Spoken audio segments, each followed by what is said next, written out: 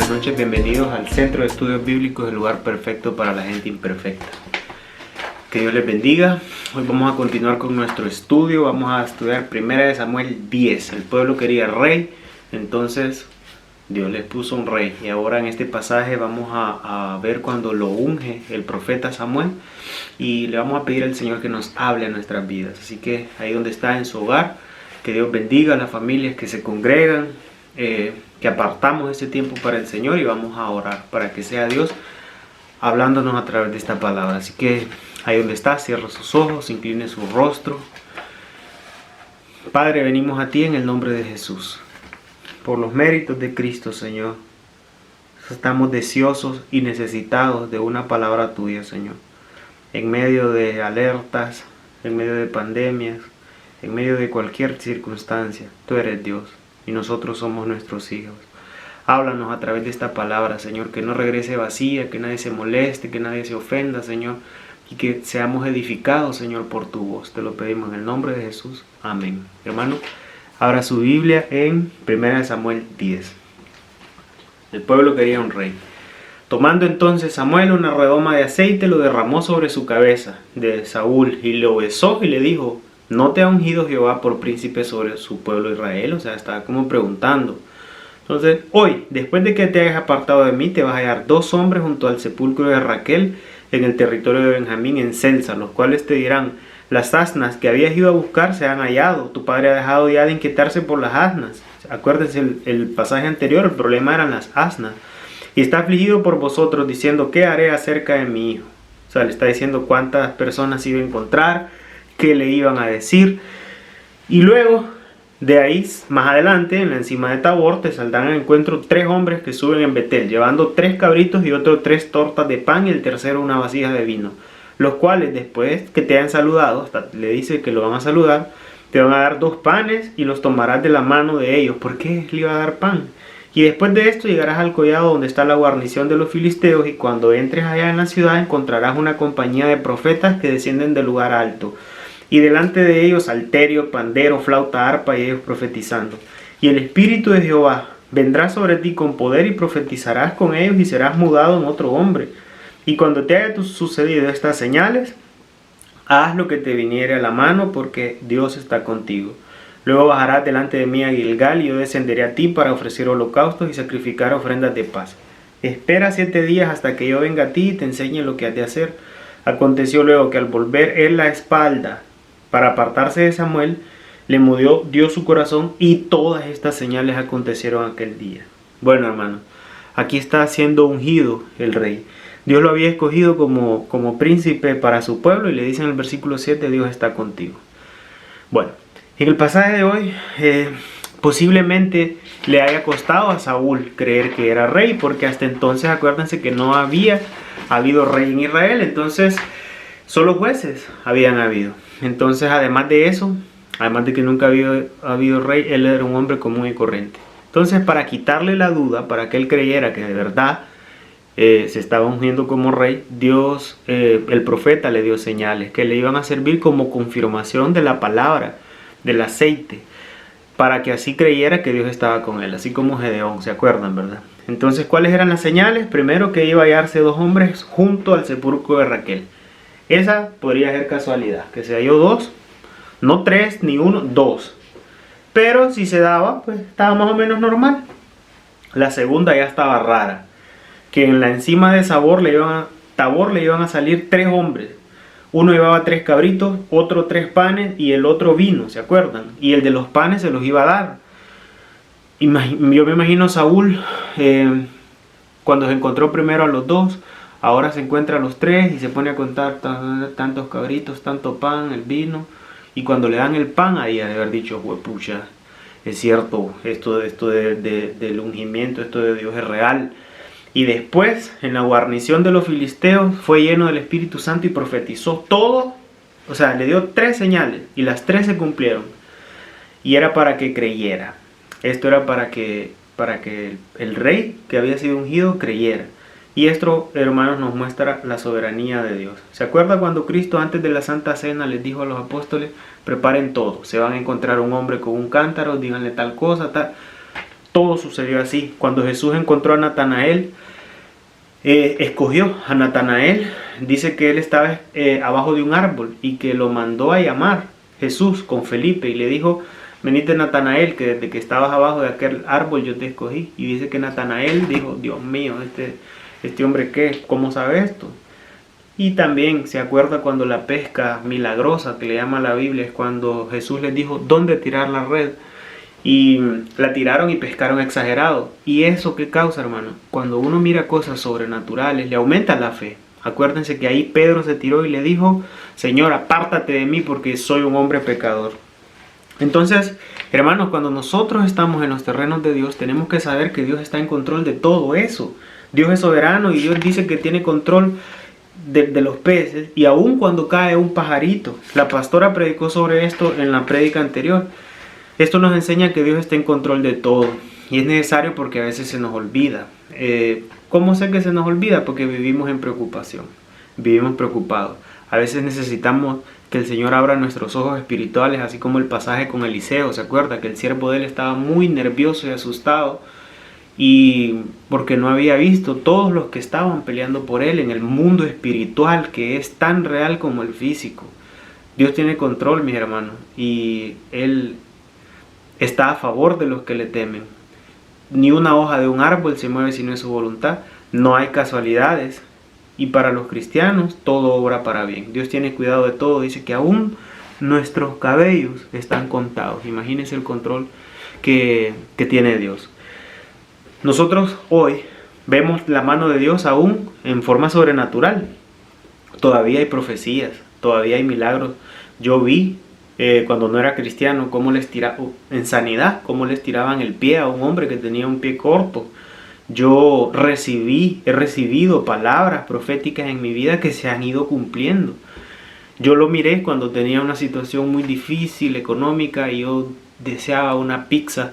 Fíjense que una mujer de la nada me dijo: vení, te voy a invitar a comer una pizza. Y nuestra vida cristiana está llena de momentos así inexplicables que uno podría decir que son casualidades, pero no lo son.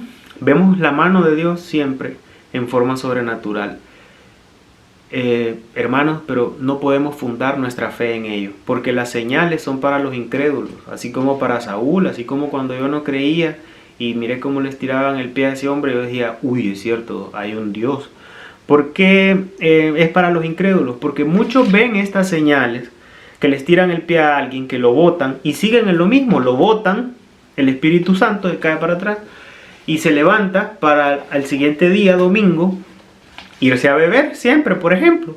Las señales, mi hermano, las profecías, las cosas sobrenaturales es para que nosotros creamos, nos arrepintamos y creamos. Y una vez que creemos, ¿qué pasa?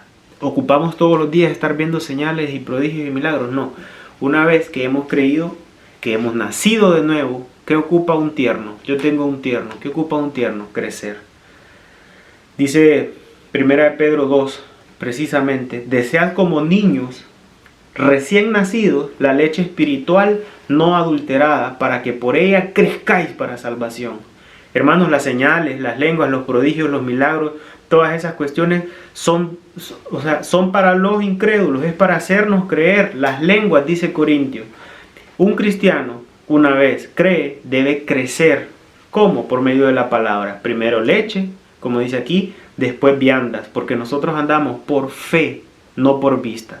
Nosotros no, un cristiano no debe todos los días, todos los cultos, estar esperando que le den una palabra profética, que suceda algo sobrenatural, porque nuestra fe es por lo que nosotros leemos.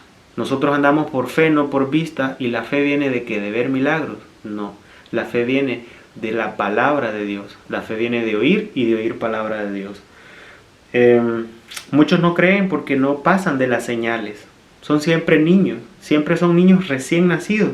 Porque yo recién converso, una amiga que era cristiana antes que yo, ella decía: no, ahí sí hay unción, ahí botan gente, ahí hablan en lenguas, ahí tiran profecía.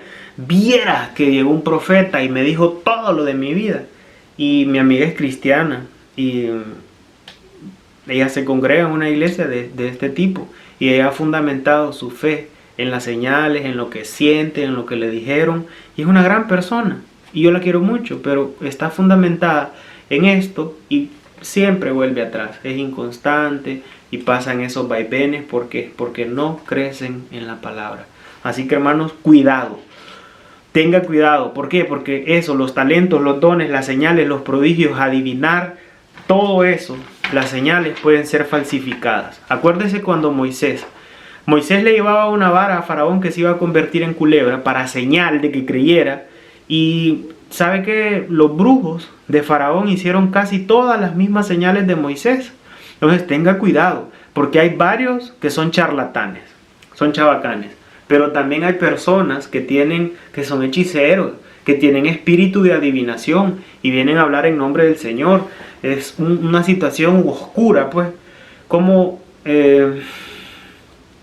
saber? O sea, si usted hubiera estado ahí con Faraón y viene Moisés y le dice, vengo de parte de Dios, y le tira un palo y se vuelve culebro, usted dice, viene de parte de Dios. Pero de ahí viene un brujo y tira otro palo y también se convierte en culebra, entonces, ¿qué diría usted?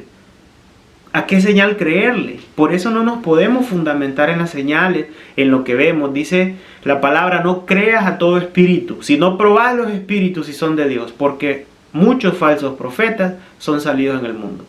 Nosotros andamos por fe, no por vista, y la fe viene de oír palabra de Dios. La palabra, mis hermanos, tiene que estar por sobre toda señal, por sobre toda cosa sobrenatural, por sobre todo sentimiento que tengamos nosotros, por sobre toda profecía que nos tiren, tiene que estar la palabra por sobre eso. Pablo dice que miraba ángeles, fue al tercer cielo. Pablo, su conversión fue de película. Dice que una luz lo cegó y que escuchaban la voz de Cristo todos los que estaban ahí con él. O sea, fue algo exagerado, pues. Y ¿sabe qué decía Pablo? Si aún yo o aún un ángel del cielo les trae un evangelio diferente, Pablo decía, sea anatema. Pedro vio cosas increíbles con Jesús, como la pesca que acabamos de decir y muchas cosas. ¿Pero qué decía Pedro? Ajá, qué bonito, cosas increíbles, pero primero la palabra. Segunda de Pedro 1 dice, y nosotros oímos la voz enviada del cielo cuando estábamos con él en el monte santo. No creo que haya una señal así más impactante, tal vez en la transfiguración. Pero ese mismo Pedro dice, tenemos también palabra profética más segura, a la cual hacéis bien en estar atentos como una antorcha que alumbra en un lugar oscuro, hasta que el día esclarezca y el lucero de la mañana salga en vuestros corazones, entendiendo primero esto, que ninguna profecía de la Escritura es de interpretación privada. Así que hermano cristiano, funde su fe en la palabra, crezca en la palabra del Señor. Si en algo se va a dedicar, es a leer la palabra del Señor, porque no importa lo que usted vea, las señales, los milagros todos los días, si no crece por la palabra, mi hermano, nunca va a ser un cristiano maduro, nunca va a dar frutos. Así vea sanidades todo el día, todos los días. En este caso, démosle el beneficio de la duda a Saúl. ¿Por qué? Porque acuérdese que en el tiempo de él solo estaba Génesis, Éxodo, Levítico, los primeros libros. De hecho, se está escribiendo la Biblia con él, para ejemplo de nosotros. ¿Pero qué pasó? Dice que cuando llegaron allá al collado, he aquí los profetas venían a encontrarse con él y el Espíritu vino sobre él con poder y profetizó, así como le había dicho. Y aconteció cuando todos los que lo conocían de antes a Saúl vieron que estaba con los profetas. Está raro esto. Y el pueblo decía, ¿qué le ha sucedido al hijo de Cis? ¿Saúl también entre los profetas? Y alguno ahí respondió, ¿y quién es el padre de ellos? Por esta causa se hizo un proverbio. ¿También Saúl entre los profetas? Y cesó de profetizar y llegó al lugar alto. Y un tío de Saúl dijo a él y a su criado, ¿a dónde fuiste? Y él respondió, a buscar las asnas. Y como vimos que no parecían, fuimos a Saúl. Y le dijo el tío de Saúl, te ruego que me digas qué te dijo Samuel. Y Saúl respondió a su tío, nos declaró expresamente que las asnas habían sido halladas, mas del asunto del reino de que Samuel le había hablado, no le dijo nada. Hermano, Saúl, siendo un hombre carnal, llegó a profetizar. Esto sorprendió a la gente que lo conocía desde antes. Y era un hombre carnal, se convirtió, un belleza, y ahora es aleluya, dirían hoy. Canta en el coro, míralo predicando. No sabes lo que hacía ese. Bueno, y nos muestra una característica más del rey Saúl, la vergüenza de ser ungido, fíjese. Siendo rey, su tío le preguntó expresamente, ¿qué te dijo el profeta Samuel? y él le dijo solo lo de las burras, no le dijo nada. Es demasiado extraño, ¿no? Si usted fuera rey, si usted se ganara un dinero, no le diría a su tío. Nosotros sabemos que este rey nunca se convirtió porque ya sabemos la historia, ya lo vamos a ir estudiando más adelante. A pesar de las señales, a pesar de ser ungido, el aceite estaba sobre él, a pesar de que profetizó, pudo decir, bueno, tal vez también cree mi tío, pero mejor ni lo mencionó. A veces, hermanos, lo mismo tristemente sucede hoy. Usted se convierte y esto sorprende a la gente. Y usted es ungido del Señor, nacido de nuevo, nueva criatura. La Biblia dice que es real sacerdocio. Y cuando la gente, como dice el versículo 11, que lo conocía de antes, te preguntan acerca de tu fe y te dicen, ¿y sos cristiano? ¿Y estás yendo a la iglesia? A muchos le da vergüenza. Y la Biblia nos enseña lo contrario, que más bien un cristiano, cuando nace de nuevo, no se puede quedar callado, no puede. Es algo natural. O sea, no es como un mandamiento, sino que es una consecuencia, un fruto. Por ejemplo, que a usted le digan, si te tiras a la piscina, tenés que mojarte. O sea, si te tiras de bomba a la piscina, tenés que mojarte. No le pueden mandar eso, es una consecuencia. Si te tiras a la piscina, te vas a mojar. Te vas a mojar. Es una consecuencia natural. El dar testimonio para el cristiano no es que tiene que agarrarnos a la fuerza, sino que si usted es cristiano, usted va a dar testimonio. No es tanto un mandamiento, que lo es, sino que es una consecuencia, es un fruto, es una evidencia que usted cree. A mí siempre me llama la atención la mujer que tenía un montón de maridos y Jesús le dijo, y ese que tenés tampoco es tu marido. Y dice que cuando ella creyó, ¿qué hizo? Fue a traer todo el pueblo a decir, ¿será este el Cristo? Hay un pasaje que se llama Viviendo por Fe en 2 Corintios 4:13. Dice, pero teniendo el mismo espíritu de fe, o sea, si tiene el espíritu, conforme a lo que está escrito, creí por lo cual hablé. Nosotros también creemos por lo cual hablamos. O sea, es un binomio, creo y hablo, que se aplica a todos los cristianos que tienen el espíritu, sabiendo que el que resucitó al Señor Jesús, a nosotros también nos resucitará y nos presentará juntamente con vosotros.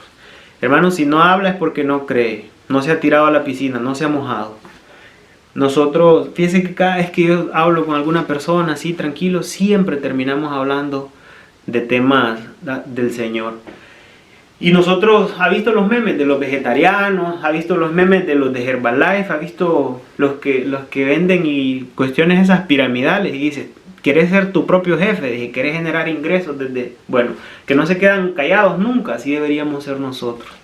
Esa es una evidencia de que hemos creído.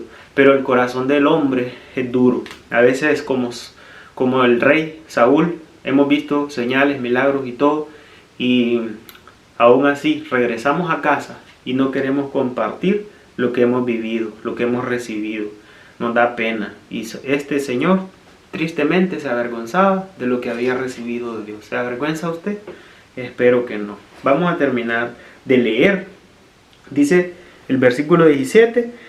Después Samuel convocó al pueblo en Mizpah, y los hijos de Israel habían dicho, yo saqué a Israel y libré la mano de los egipcios y de los reinos que afligieron. Pero ustedes desecharon a Dios que os guarda en sus aflicciones y angustias, y habéis dicho, pon rey sobre nosotros. Ahora pues, presentaos delante de Jehová por vuestras tribus y por vuestras millares. Y haciendo Samuel que se acercasen todas las tribus, fue tomada la tribu de Benjamín. Acuérdense, la de los homosexuales, en aquel pasaje. E hizo llegar la tribu de Benjamín por sus familias, y fue tomada la familia de Matri, y fue tomado Saúl, hijo de Cis, y le buscaron, pero no fue hallado.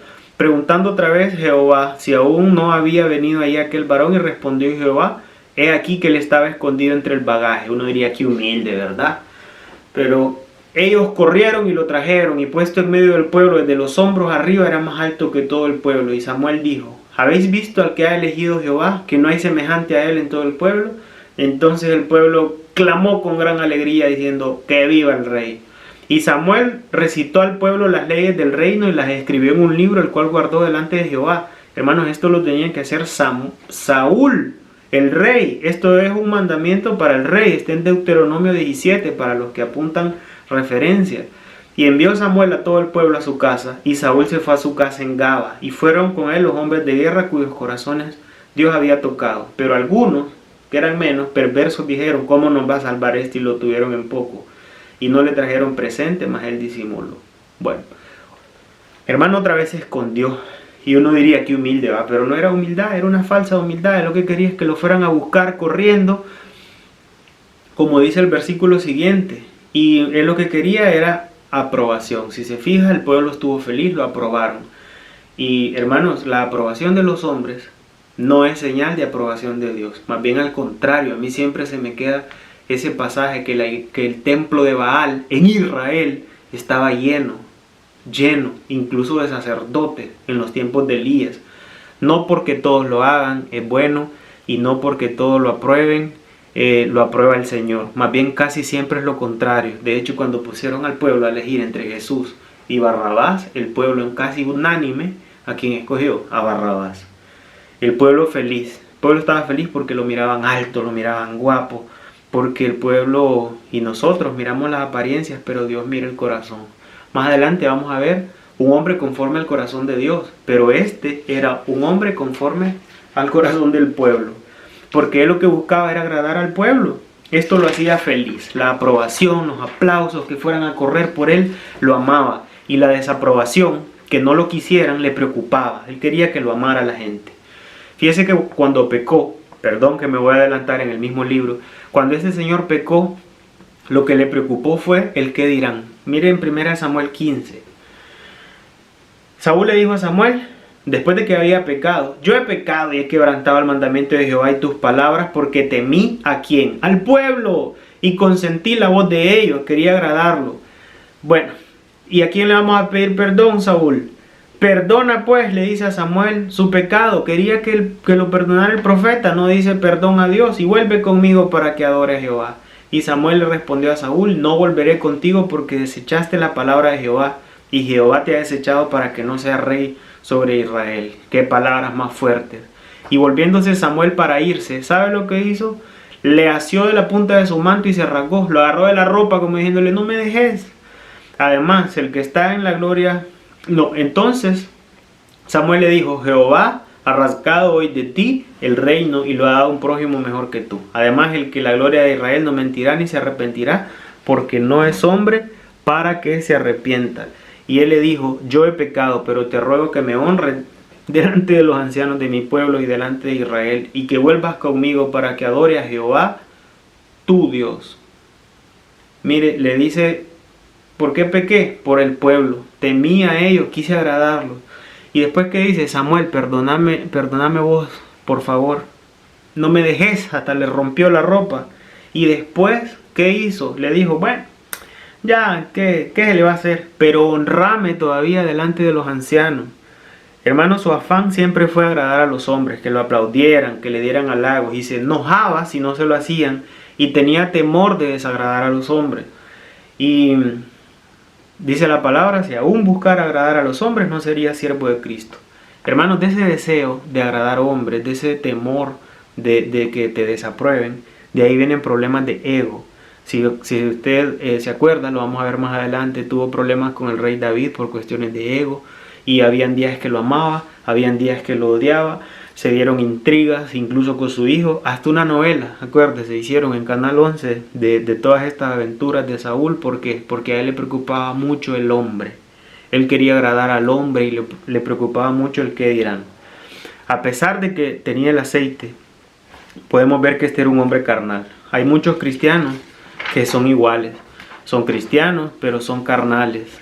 Parece una contradicción, pero la Biblia le llama que son carnales, que son como niños. Están supuestamente en los terrenos de Dios, pero son como niños. Dice 1 Corintios 3, hermanos, yo no les puedo hablar como espirituales. Mire, le empieza diciendo hermanos, pero no les puedo hablar como espirituales, sino como carnales, como niños. Os di a beber leche y no vianda, porque aún no erais capaces, ni sois capaces todavía. Mire, tenían que ya haber pasado de la leche, pero todavía no pasaban que aún sois carnales. ¿Por qué? Porque hay entre ustedes celos, contiendas y disensiones. No son carnales y andáis como hombres. Lo que le pasaba, hermano, a este rey. Él era carnal. Y hoy vimos 3 características de una persona carnal. ¿Cuál es la primera? Hermano, vamos a ver las 3 y ojo si usted tiene una de estas características. ¿Cuál es el primero? El deseo desaforado de agradar hombres, de que lo aprueben, de que le aplaudan.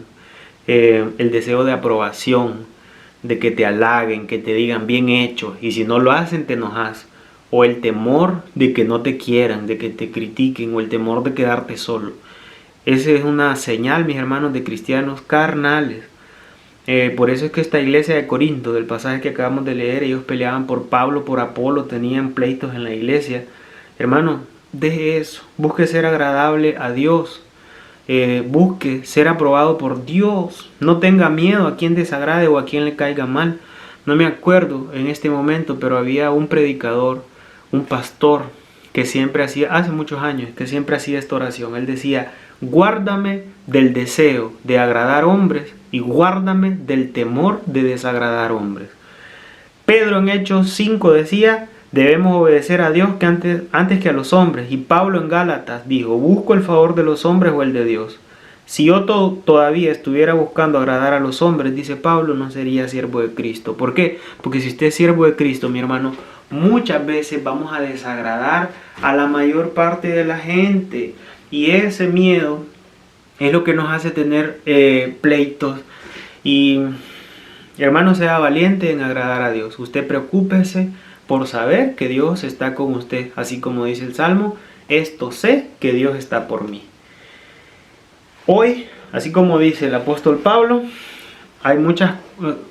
ser hijo de Dios es ser retrógrada. Por ejemplo, en esa ideología de género, de si usted dice solo hay hombre y mujer, si usted dice solo se deberían casar hombre o mujer, si usted dice que los homosexuales no podrán heredar el reino de los cielos, si usted dice que está en contra del aborto, hoy, si usted dice eso, la sociedad lo va a ver mal, lo va a ver como una persona retrógrada.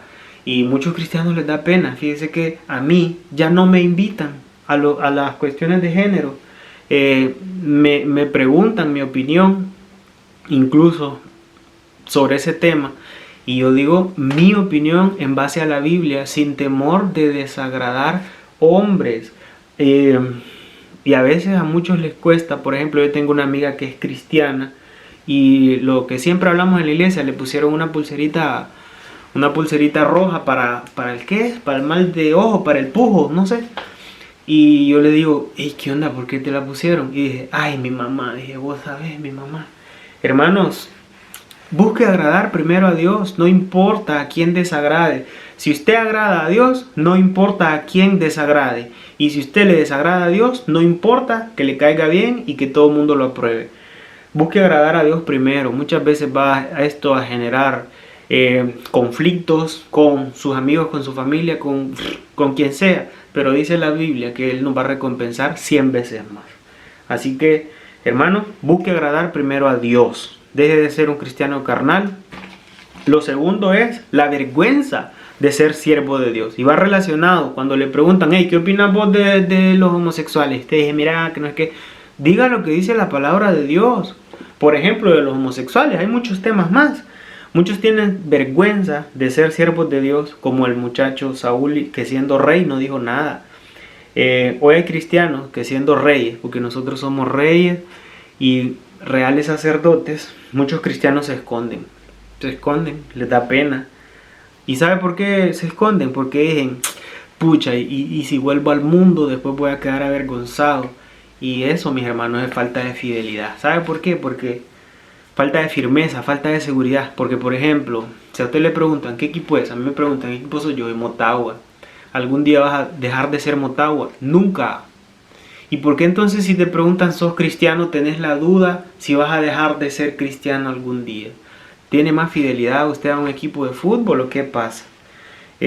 Hermanos, no se avergüence de ser cristiano. Dice la Biblia: no me avergüenzo del evangelio. Hermano, no se avergüence de su Dios. de lo que usted ha recibido, compártalo, porque entonces si no, no sirve de nada, de nada. Dicen que una vez hubo un choque enfrente de la casa de una enfermera y ella sabía todo sobre primeros auxilios, ella sabía todo sobre manejo de accidentes, de trauma. El accidente estuvo horrible, horrible. Fracturas expuestas y todo. Y dicen que la enfermera solo quedaba desde su ventana, así viendo y diciendo, uy, qué terrible eso. No, lo entabliaron mal, uy, no lo hubieran levantado. Y muchos cristianos hoy pasan así, escondidos. No tratamos de edificar la vida de nadie más porque nos da pena. No damos de lo que hemos recibido porque nos da vergüenza. Y ni saben que somos cristianos, así como no sabían que esa mujer era enfermera. Entonces, ¿de qué servía todo su conocimiento? ¿De qué servía su título? ¿De qué servía? Lo mismo con los cristianos cuando no nos movemos. Así que hermano, no se avergüence, no se avergüence. Dice Marcos 8:38, porque el que se avergonzare de mí y de mis palabras en esta generación adúltera y pecadora, dice Jesús, el Hijo del Hombre se avergonzará también de él cuando venga en la gloria de su Padre con sus santos ángeles. Hermanos, así fíjense que y Dios nos pone en esas circunstancias, así como a Saúl, que le preguntaron. Dios también a nosotros nos pone en esas circunstancias a veces entre la espada y la pared, entre agradar al mundo o agradar a Dios. Hermano, siéntase orgulloso de ser hijo de un rey. Eso es lo que yo le puedo decir. Y como tercero característica del cristiano carnal y que ya tiene que dejar atrás es ser movido por milagros, por señales, por sentimientos, porque me dijeron esta palabra, porque no. Eso es de un cristiano carnal. Nosotros no podemos fundar nuestra fe, nuestra obediencia a Dios en sentimientos y no en la palabra. No en señales, acuérdate, porque pueden ser falsificados. Es para que creamos. Ya creíste, ahora crece en la palabra. No en sentimientos, porque los sentimientos son cambiantes. Hoy estoy triste, entonces no me congrego. Hoy estoy alegre, entonces sí voy a la iglesia. Me cae bien el pastor, qué bonito. Voy a congregarme, pero de repente me cayó mal, no, ya no me voy a congregar. Hermano, el hombre de doble ánimo es inconstante en todos sus caminos. Ya deje de buscar señales, hermano, porque ahora ya parece casi brujería. Una amiga decía, yo quiero una palabra de parte de Dios que me diga si tengo que dejar a este hombre, y vivían en fornicación. O sea, quería que viniera un profeta a decirle algo que ya está escrito. Hay gente que dice, yo que ocupo una señal de Dios si es que tengo que pedirle perdón a esa persona. Ya está escrito, ya parece brujería. Dicen, yo quiero, si se me cruza un gato, entonces que tengo que congregarme. Hermano, no ocupa que se le cruce un gato, no ocupa ninguna señal sobre lo que está escrito. Por eso dice la Biblia que sobre nuestro corazón tiene que estar la palabra. Cuando a Jesús lo llevaron delante de Herodes, ¿sabe qué le decía Herodes? A ver, quiero que le hagas una señal, como que fuera entretenimiento. A ver, convertime esta agua en vino. Eso hacía Herodes. No quería escuchar a Jesús, su palabra, su mensaje. Él quería ver alguna cosa sobrenatural. Y Jesús dijo, esta generación perversa demanda señal y no les va a ser dada sino la de Jonás. Hermano, usted debe ofrendar. Por ejemplo, usted debe decir como cristiano, yo ofrendo no porque estuvo bonita la palabra, no porque lloré. Hay gente, ay, vieras qué bonito sentí. No es en lo que sintió. Usted ofrende porque la Biblia dice que tiene que ofrendar. Usted congréguese, no porque diga, ay, vieras que sentí esta semana. No es nada por lo que sintió. Congréguese porque la Biblia dice, no se dejen de congregar. No ocupa más señal. Funde su fe en la palabra, mi hermano. No busque más señales porque nosotros como cristianos, usted ya creyó. Por alguna señal, por alguna palabra, usted ya creyó en su corazón, usted no ocupa ninguna otra señal más que la palabra de Dios. Nosotros ya tenemos la señal más, dice 1 Corintios, porque los judíos piden señales, mire, ellos querían ver, quiero que me voten, y los griegos buscan sabiduría. Pero nosotros predicamos, dice Pablo, a Cristo crucificado, para los judíos tropezadero y para los gentiles locura, mas para los llamados así judíos como griegos, Cristo, poder de Dios y sabiduría de Dios. Muchos cristianos carnales se preguntan, pucha, ocupo una señal de Dios para ver que Dios me quiere, que Dios me ama. ¿Será que Dios me ama?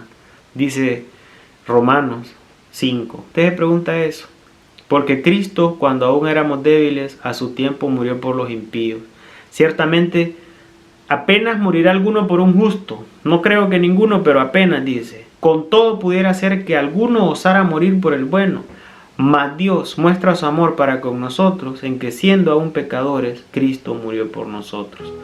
Hermano, la señal más grande que hay es la cruz. Hermano carnal, usted cristiano que como vimos aquí busca agradar a los hombres, se avergüenza del evangelio y le gusta que le den una palabra ahí profética. No hay muestra de amor más grande que la cruz. No hay amor más grande que este, dijo Jesús, que el que da la vida por sus amigos, y Cristo la dio por usted. Hermano, deje todo eso atrás. Hoy el Señor, la cruz vacía de Cristo, todavía está ahí para que usted venga a los pies del Señor. Y dice que Cristo está en el cielo intercediendo al Padre por usted. Ya deje atrás esa vida de querer agradar hombres, de andar en chismes, andar en contiendas. Ya deje de avergonzarse del evangelio para desagradar hombres que vaya a caer mal. Ya deje de basarse en señales o en sus sentimientos. Básese en la palabra de Dios. Porque muchos no avanzan y son como niños realmente. Son cristianos que llevan años, llevan 11 años cronológicos, pero en el Señor tienen 6 meses. Dios tiene mejores planes para usted que los suyos propios, planes de paz, planes de bien, solo que tenemos que buscarlo de todo corazón. La cruz, hermanos, ahí está, y quiero que terminemos con Jeremías 29 del 11 al 13. Dice la palabra de Dios: porque yo sé los pensamientos que tengo acerca de vosotros, dice Jehová, pensamientos de paz y no de mal, para darles el fin que esperan. Entonces me invocaréis y vendréis y oraréis, y yo os oiré, dice Dios. Y me buscaréis y me hallaréis, porque me buscaréis de todo vuestro corazón. Hermano, Dios tiene planes de bien para sus hijos, pero muchos de sus hijos todavía son niños. Y dice la palabra de Dios que el niño no recibe la herencia, dice Pablo. Todavía no recibe la herencia. El niño es igual a un esclavo porque no recibe la herencia. Hay muchas bendiciones que el Señor probablemente tiene para usted, que ya conoce de Él, pero usted sigue siendo niño. Y hoy el Señor le dice: vení, buscame de todo corazón. Hoy es el día propicio, mi hermano.